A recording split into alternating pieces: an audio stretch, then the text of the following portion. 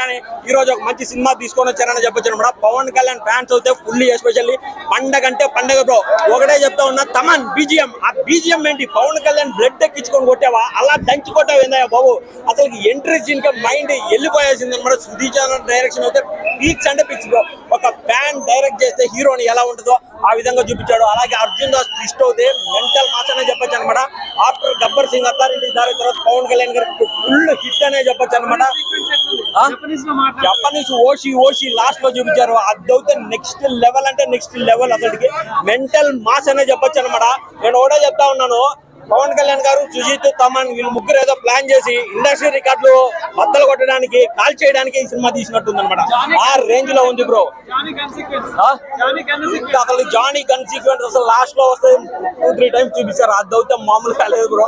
పాత పవన్ కళ్యాణ్ గుర్తొచ్చాడనే చెప్పొచ్చు అనమాట. అలాగే తమ్ముల్లో ఒక సాంగ్ ఉంది, అవైలబుల్ సాంగ్ అనే, అది కూడా అసలుకి మెంటల్ మాస్. ఆ స్పిట్స్, ఆ లుక్, ఆ డాన్స్ ఏందన్నా, ఎన్ని సంవత్సరాలు అయినా కానీ పవర్ స్టార్ అన్న. ఆ స్టైల్ మ్యాచ్ చేయలేరు, ఆ స్వాగ్ ఎవడో తట్టుకోలేడు అనమాట. ఆ రేంజ్ లో ఉంది సినిమా. చూడండి, సినిమా అయితే మెంటల్ మాస్.